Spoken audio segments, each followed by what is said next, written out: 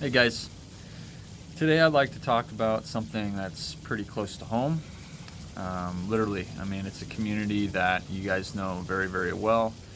They're in your neighborhoods, they're in your families, a lot of them are in your schools.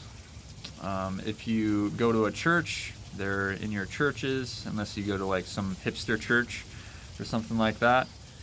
Um, these people are the elderly. So when I say elderly, I mean maybe 70 years old or older. They don't have to be, but that's kind of the age bracket I'm talking about. Today, I'd just like to talk to you guys about just a few things that I see going on with the elderly community, because I think that these things that are going on demand a response. So I will first go through what these things are, and then I will invite us all to respond. So the first thing I'd like to point out is that I've been noticing that a lot of elderly people feel undervalued. I work with middle schoolers and high schoolers for my job, and a lot of my job is coordinating these various programs that work with this age group. And I need to recruit volunteers for these programs, and I do approach elderly people to see if they want to get involved. And a very common response is, "Are you sure you want an old person like me to help out in this program? Are you sure an old person like me can work with these kids?" So that's one example. Another example is I was talking to a family member. He's like in his 80s, and we were just talking, and we got to the topic of how things have changed a lot from when he was growing up. You know, just the way people think and what people value and what people do has changed a lot in his lifetime. And then he ended with this remark: there's nothing, or sorry, there's no place in this world for me. Yeah, it was pretty serious. So bottom line is that elderly people, at least a lot of them, feel like they don't have value, which is a bummer because they have so much value. It doesn't really matter what background that you're from. There's usually a general consensus that human beings are valuable. And so the easy answer to why elderly people are valuable is that they're human and therefore they're valuable. But another reason why they're valuable is they have so much wisdom to bring to the table. I've been painting houses for the last maybe like 7 years or so. And about 2 summers ago, I was painting the exterior of a house with a sprayer, and I came to this screen door. And to spare you some unnecessary details, I ended up ruining this screen door, like to the point where you couldn't see through it anymore. And out came this nice, sweet old lady. She was in her 90s, and I said, "I am so sorry that I ruined this door. I will replace it right away." And she said, "Oh, no, honey, don't worry about it." And I said, "No, I mean, I made this mess. I'll definitely clean it up. I mean, that's my responsibility. It's no problem." And she said, No. Seriously, don't worry about it." And I was like, "It'll be no problem. Really, I'll do it just real quick." And she said, No, seriously, listen to me. It's not important. There are far more things that are more important than this. And I did end up replacing her screen door, but I kind of got to thinking that I think she was serious. I think that she really wouldn't have minded that much if I didn't replace her screen door, because she actually believed that there were more things that were more important. And then I got to thinking a little bit more. Okay, this lady's in her 90s. she has lived through so many different things. Uh, like, for example, the Great Depression, World War II, the Cold War, all these different things. And let's talk about the Great Depression for a second. So I have a feeling that if I were to ruin her screen door during the Great Depression, I think she would have had the same opinion as she did 2 years ago when I ruined her screen door, that this really isn't that big of a deal because there were larger fish to fry, back then. They were worried about, things like putting food on the table, surviving. So I could be totally wrong, but at some point in her life, she learned to prioritize things. She learned to decide what is truly important and what isn't that big of a deal.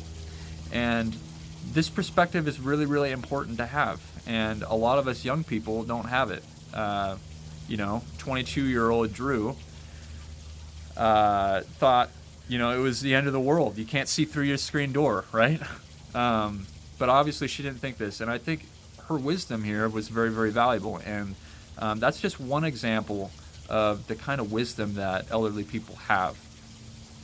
So far we've talked about how many elderly people don't feel like they're valued in our society, and that this is a bummer because they are valuable. So the next thing I'd like to talk about is many elderly people feel like they're neglected. And there's many forms of neglect, but I want to talk about relational neglect. Things like not acknowledging an old person in the room, or not,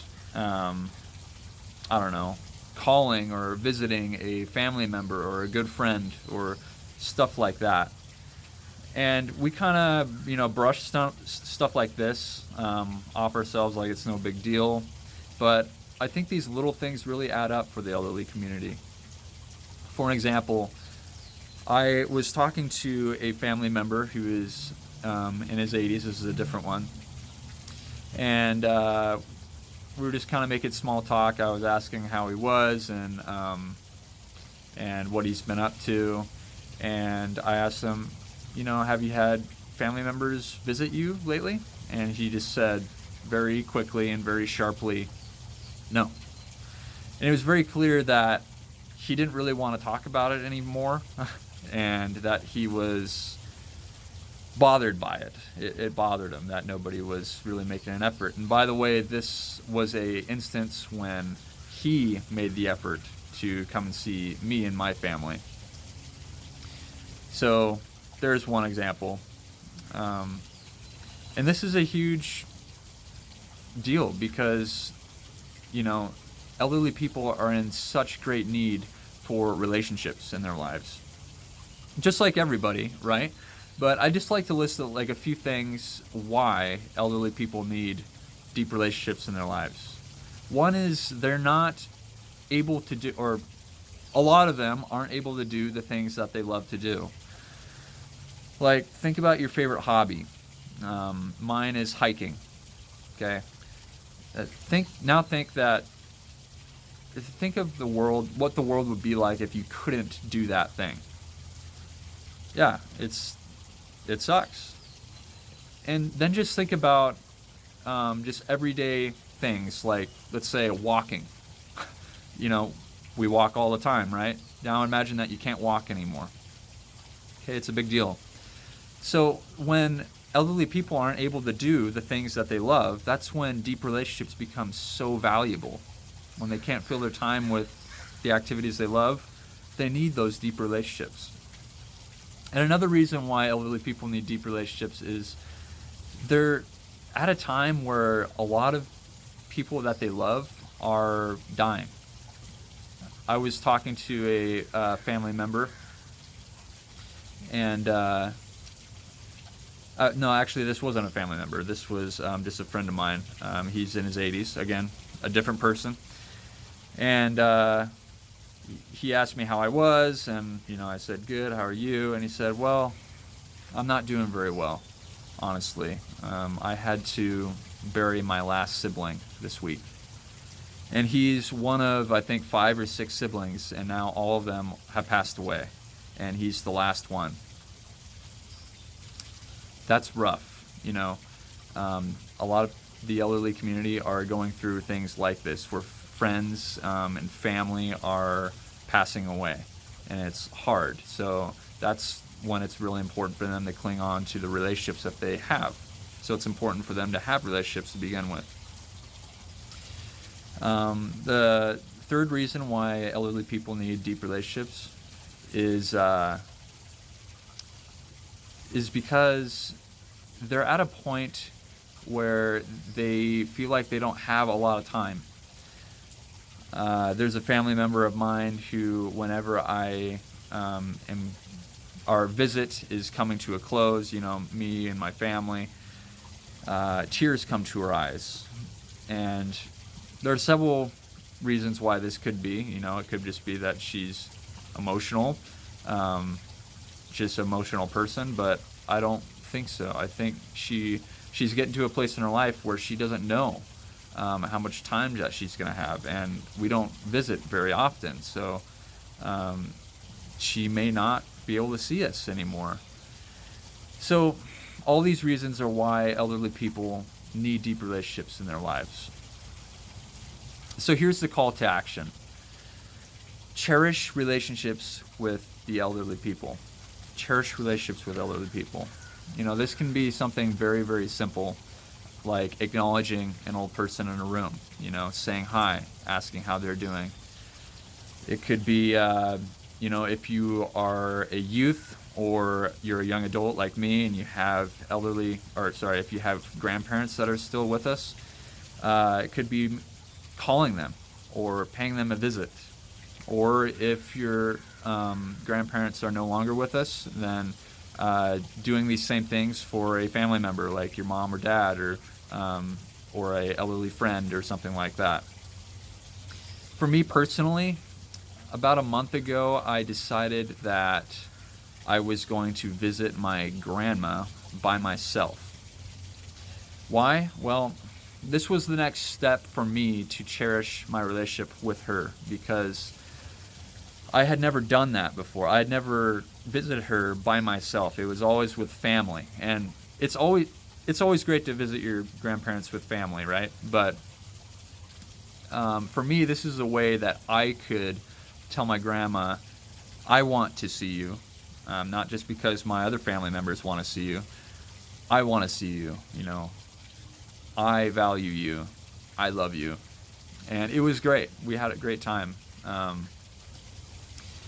So maybe it's something like this. Maybe you want to take that up as a challenge. You know, this month I am planning to do the same thing with my other set of grandparents. So maybe that's what you want to do. I don't know. But bottom line is, guys, that we should cherish relationships with the elderly people. Cherish relationships with elderly people. Thanks for listening, guys. I'll see you next time.